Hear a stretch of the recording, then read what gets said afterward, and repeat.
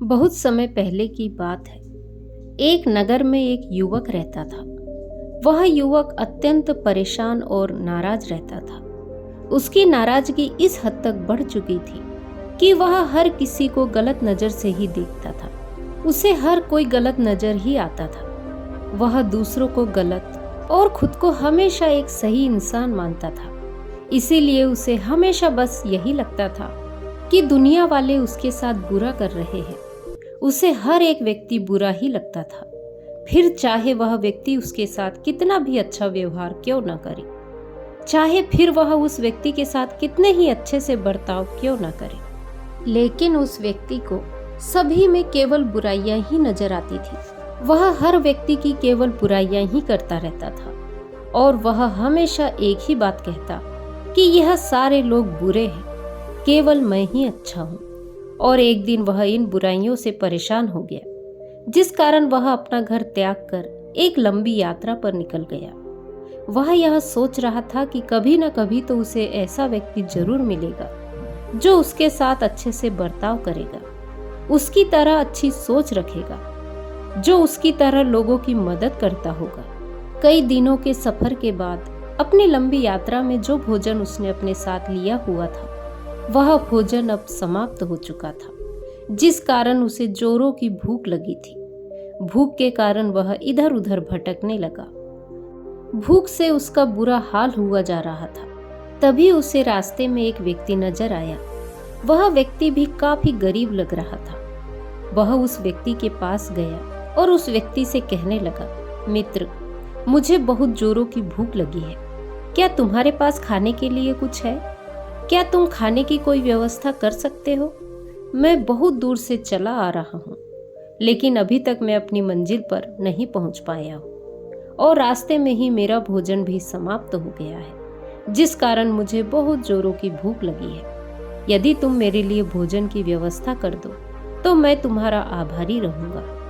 वह दूसरा व्यक्ति बहुत गरीब था। उसके पास खाने के लिए केवल 2 ही रोटियां थी। उसमें से उसने एक रोटी उस व्यक्ति को दे दी। उस दूसरे व्यक्ति को बहुत जोरों की भूख लगी थी, जिस कारण वह उस रोटी को बहुत तेजी से खा गया और गरीब व्यक्ति की उस दूसरी रोटी को भी वह घूरने लगा था। तभी वह व्यक्ति उस गरीब व्यक्ति से कहता है कि तुम्हारे पास 2 रोटियां थी, जिसमें से एक रोटी मैंने खा ली। अब केवल तुम्हारे पास एक ही रोटी बची हुई है। इस एक रोटी से तुम्हारा पेट नहीं भर पाएगा, लेकिन यदि तुम वह रोटी मुझे दे दो तो मैंने पहले से ही एक रोटी खा रखी है। जब मैं वह दूसरी रोटी भी खा लूंगा तो मेरा पेट अवश्य भर जाएगा।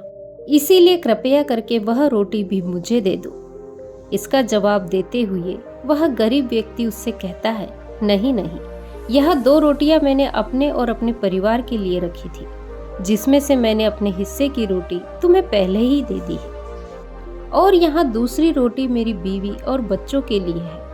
अब मैं तुम्हें यह रोटी नहीं दूंगा। उस गरीब व्यक्ति की यह बात सुनकर वह व्यक्ति कहता है, हे भगवान, यह दुनिया कितनी स्वार्थी है। मैं जानता हूँ सभी अपने स्वार्थ के लिए जीते हैं, कोई भी दूसरों की मदद नहीं करना चाहता।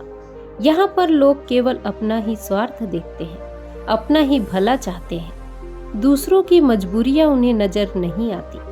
इतना कहकर वह उस गरीब व्यक्ति से कहता है, मित्र, मुझे तुमसे कोई नाराजगी नहीं है, क्योंकि यह दुनिया बहुत स्वार्थी है और तुम भी इस दुनिया का एक हिस्सा हो। यह दुनिया बहुत बुरी है और मैं इस दुनिया को त्याग कर कहीं दूर जा रहा हूँ, जहाँ पर मुझे मेरे जैसा कोई व्यक्ति मिल जाए। इतना कहकर वह व्यक्ति आगे की ओर चल दिया। चलते चलते काफी समय बीत चुका था और वह वहां से काफी दूर जा चुका था। सूरज सर पर था और धूप अत्यधिक तीव्र थी। वह व्यक्ति अपने साथ जो पानी लेकर आया था वह भी अब खत्म ही हो चुका था और अब उसे जोरों की प्यास लगी थी। उस व्यक्ति ने इधर उधर देखा, लेकिन उसे पानी पीने का कोई भी जरिया नजर नहीं आया और ना ही कोई ऐसा व्यक्ति जो उसे पानी पिला सके। उसका गला सूखा जा रहा था, उसकी प्यास बढ़ती जा रही थी और दोपहर की वह तेज धूप अब बर्दाश्त नहीं हो रही थी। वह काफी थक चुका था। तभी अचानक उसी रास्ते में एक व्यक्ति नजर आया। वह जैसे तैसे किसी तरह से उस व्यक्ति के पास पहुंचा और उस व्यक्ति से कहने लगा, मित्र, मुझे जोरों की प्यास लगी है। मेरा गला पूरी तरह से सूख चुका है। यदि मुझे पानी ना मिला तो मैं मृत्यु को प्राप्त हो जाऊंगा। यदि तुम्हारे पास पानी हो तो कृपया करके मुझे वह पानी दे दो, उससे मैं अपनी प्यास बुझा लूंगा। इस पर वह व्यक्ति जिसके पास पानी था वह उससे कहता है, नहीं नहीं, मेरे पास इतना भी पानी नहीं है कि मैं तुम्हें इसे दे सकूं। मेरे पास केवल एक घूंट पानी बचा हुआ है और वह भी मैं खुद ही पीऊंगा, तभी मैं अपने सफर को आगे जारी रख पाऊंगा। अगर मैंने तुम्हें यह पानी दे दिया तो मेरी यात्रा कभी भी पूरी नहीं हो सकेगी। अब यहाँ पानी किसको मिलना चाहिए, यह तो इस बात पर निर्भर करता है कि किसकी जिंदगी ज्यादा कीमती है, किसका मकसद ज्यादा महत्वपूर्ण है। इसलिए तुम अपना मकसद बताओ। यदि तुम्हारा मकसद अच्छा हुआ, तुम्हारा मकसद महत्वपूर्ण हुआ, तो मैं यह पानी तुम्हें अवश्य दे दूंगा। यह मेरा वादा रहा। तब वह प्यासा व्यक्ति उस पानी वाले व्यक्ति से कहता है, मित्र, मैं एक लंबी यात्रा पर निकला हूँ। मैं किसी ऐसे इंसान को ढूंढ रहा हूँ जो मेरी तरह हो, जो मेरी तरह अच्छा सोचता हो, अच्छा बोलता हो और लोगों के साथ अच्छा व्यवहार करता हो। लेकिन अभी तक मुझे कोई ऐसा नहीं मिला, जिस कारण मैं इस यात्रा पर यूं ही चलता जा रहा हूँ। उस व्यक्ति की बात सुनकर पानी वाले व्यक्ति ने कहा, मित्र, मैं भी एक यात्रा पर ही निकला हूँ। इस दुनिया में एक ऐसे बुरे आदमी की तलाश में जो बुरा हो, जो किसी के बारे में नहीं सोचता हो, जो बहुत ही स्वार्थी हो, जिसको केवल अपने ही पड़ी हो, वह दूसरों पर तनिक भी ध्यान नहीं देता हो। लेकिन अभी तक मुझे ऐसा कोई व्यक्ति दिखाई नहीं दिया है। उस पानी वाले व्यक्ति की यह बात सुनकर वह प्यासा व्यक्ति उस पानी वाले व्यक्ति से कहता है, मित्र, अगर यह बात है तो लाओ, यह पानी मुझे दे दो, मैं इसे पी लेता हूँ और फिर तुम्हारा सफर भी यहीं पर समाप्त हो जाएगा। क्योंकि जिस बुरे इंसान की तलाश में तुम निकले हो, वही बुरा इंसान बनकर मैं तुम्हारे सामने आ जाऊंगा। अर्थात तुम्हें भी पानी की जरूरत है और मुझे भी। यदि मैं पानी पी लेता हूँ तो मैं बुरा बन जाऊंगा और तुम जिस यात्रा पर निकले थे, तुम्हारी यात्रा भी पूरी हो जाएगी। उस प्यासे व्यक्ति की यह बात सुनकर वह पानी वाला व्यक्ति उस प्यासे व्यक्ति से कहता है, मित्र, अगर यही बात है तो जैसे ही मैं तुम्हें यह पानी दूंगा तो मैं भी तुम्हारे लिए एक अच्छा व्यक्ति बन जाऊंगा, जिसकी तलाश में तुम निकले हो। क्योंकि यह पानी एक वरदान है, मेरे लिए भी यह जीवन है। लेकिन यह पानी मैं तुम्हें दूंगा तो मैं तुम्हारे सामने एक अच्छा व्यक्ति बन जाऊंगा और तुम्हारी भी यात्रा यहीं पर समाप्त हो जाएगी। इतना कहकर उस पानी वाले व्यक्ति ने उस प्यासे व्यक्ति को वह पानी दे दिया। उस प्यासे व्यक्ति को इतनी जोरों की प्यास लगी थी कि उसने झट से वह पूरा पानी खत्म कर दिया और उस पानी वाले व्यक्ति से कहता है, बस इतना सा ही पानी था और इसके लिए तुम मुझे कब से परेशान कर रहे थे। तुमने इतनी बहस की केवल इतने से पानी के लिए, इससे तो मेरी प्यास भी नहीं बुझी। अब प्यासे व्यक्ति की यह बात सुनकर वह पानी वाला व्यक्ति उस व्यक्ति से कहता है, मित्र, तुम कोई बुरे व्यक्ति नहीं हो। तुम्हें जितनी प्यास थी उतना ही पानी मैंने दिया, लेकिन मेरे पास अभी भी बहुत पानी है। तुम तो बहुत भोले लगते हो, तुम मुझे कोई बुरे व्यक्ति नहीं लगते, इसलिए मैंने तुम्हें केवल उतना ही पानी दिया जितने की तुम्हें आवश्यकता थी।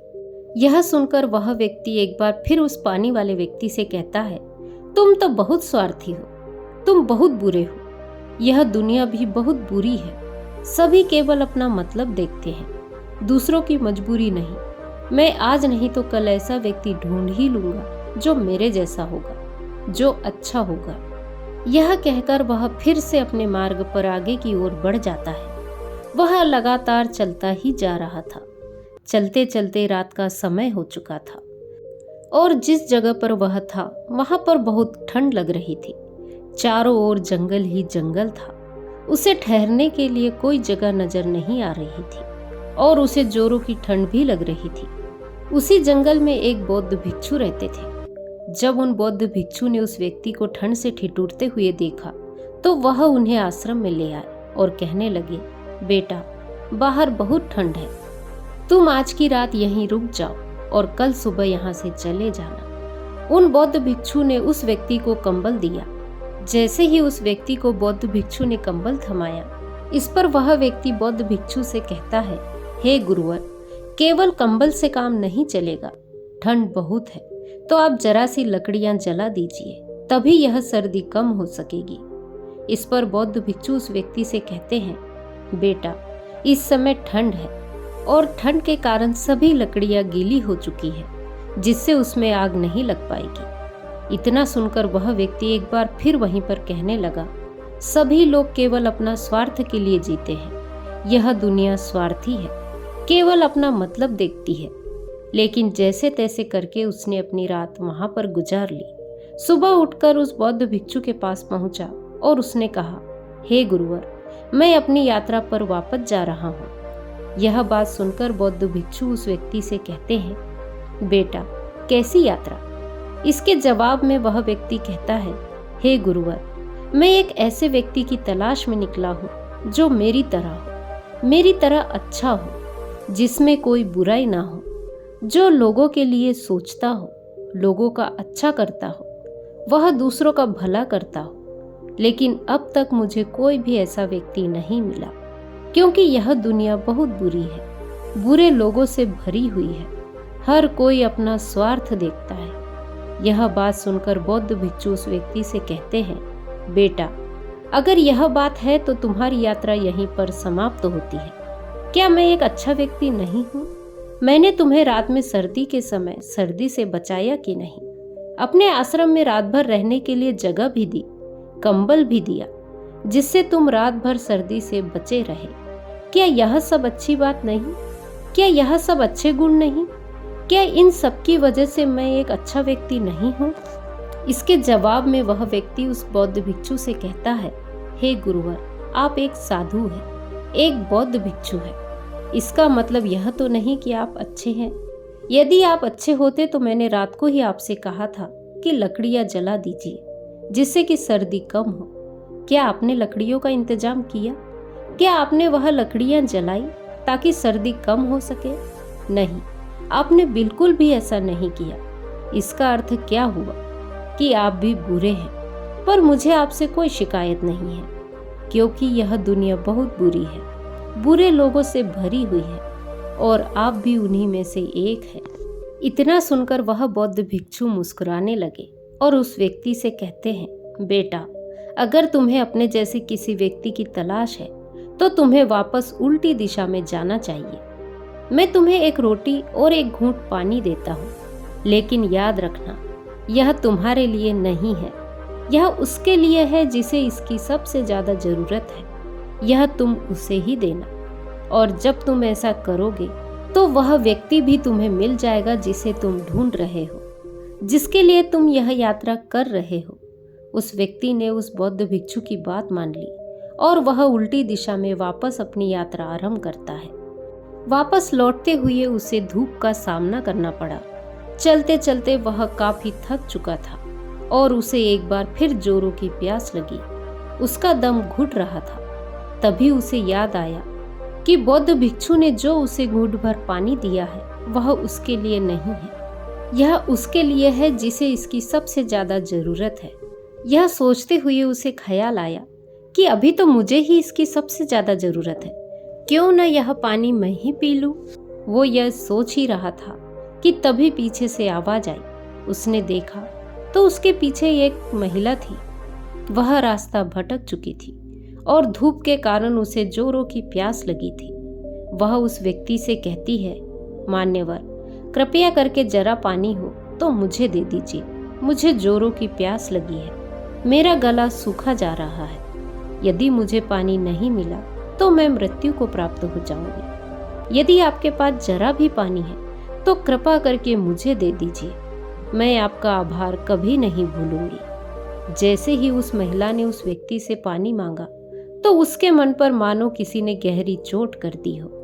वह यह सोचने लगा कि यह कहां से आ गई। अगर इसने जरा सी और देर की होती तो मैं पानी पी चुका होता। पर उन बौद्ध भिक्षु ने जैसा कहा था कि जिसे इसकी सबसे ज्यादा जरूरत हो तुम उसे ही देना, और बौद्ध भिक्षु ने यह भी कहा था कि यह पानी और यह रोटी तुम्हारे लिए नहीं है। अब वह व्यक्ति इस सोच में था कि अब मैं क्या करूं? मैं इस औरत की जान बचाऊं या फिर मैं अपनी जान बचाऊं? यह सोचते सोचते उसने तुरंत ही वह पानी खुद ही पी लिया और यह देखकर उस औरत की आखिरी आस भी टूट गई, क्योंकि उसे अत्यधिक प्यास लगी थी और अब उसने आखिरी उम्मीद भी खो दी थी, जिस कारण वह टूट चुकी थी। वह तुरंत ही जमीन पर गिर गई और वह व्यक्ति जिसने वह पानी की आखिरी बूंद तक पी ली थी, जैसे ही उसकी प्यास बुझी, यह सोचने लगा, हे भगवान, यह क्या कर दिया मैंने? मुझसे गलती हो गई। इस औरत के यदि प्राण चले गए तो यह मेरे ऊपर एक बोझ होगा। मैं स्वार्थी हूँ, मैं बहुत बुरा हूँ। मैंने ऐसा क्यों किया? मैं इतना बुरा क्यों हूँ?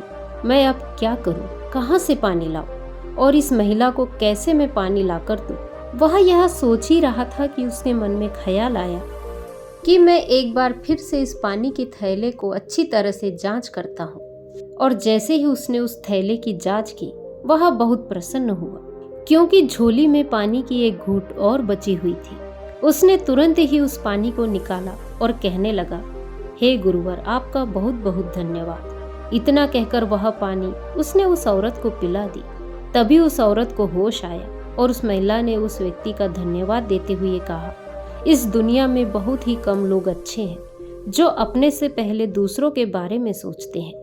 आपका बहुत बहुत धन्यवाद। यह कहकर वह महिला वहां से चली गई। लेकिन वह व्यक्ति जिसने उस महिला की मदद की थी, उसे अपने ऊपर शर्म आने लगी। लेकिन उसने अपने आप को संभाला और आगे की यात्रा शुरू की। काफी देर चलते चलते अब वह काफी थक चुका था। उसे जोरों की भूख लगी थी। उसने सोचा कि बौद्ध भिक्षु ने जो मुझे एक रोटी दी थी, क्यों ना मैं उस रोटी को ही निकाल लूं और उससे अपनी भूख मिटा लूं। वह यह सोचकर उस रोटी की थैली बाहर निकाल देता है और जैसे ही वह खाने के लिए आगे बढ़ता है, तभी पीछे से आवाज आती है, मालिक, मेरा बच्चा बहुत भूखा है, उसे भूख लगी है, वह भूख के मारे बिलक रहा है। क्या आपके पास खाने के लिए कुछ मिलेगा? उस स्वार्थी व्यक्ति ने उस गरीब व्यक्ति को पहचान लिया और उस गरीब व्यक्ति से कहता है, मित्र, तुम वही हो ना जिसने मुझे जाते वक्त रास्ते में रोटी खिलाई थी? लेकिन उस वक्त मैं तुम्हारा धन्यवाद नहीं कर सका था, मुझे माफ कर देना। लेकिन अब भी मेरे पास केवल एक ही रोटी है और मुझे भी जोरों की भूख लगी है। तभी वह गरीब व्यक्ति उस व्यक्ति से कहता है, मालिक, भूख के कारण मेरी पत्नी बहुत बीमार हो चुकी है और अब यदि मेरे बच्चे को खाना नहीं मिला तो वह भी बीमार हो जाएगा।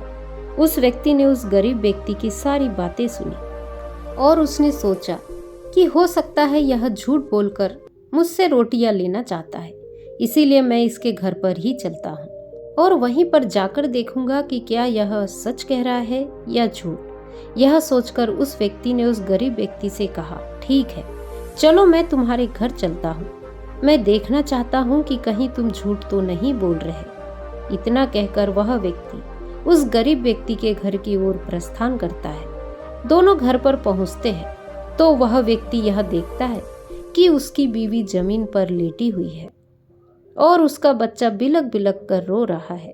यह देखते ही तुरंत उसने अपने थैले से रोटी निकाली और उस बच्चे को थमा दी और वह उसकी पत्नी के पास गया। उसने उसका हाथ देखा तो उसने देखा कि वह बेहोश हो गई है। यह देख उस व्यक्ति ने गरीब व्यक्ति से कहा, मित्र, यह भूख के कारण बेहोश है।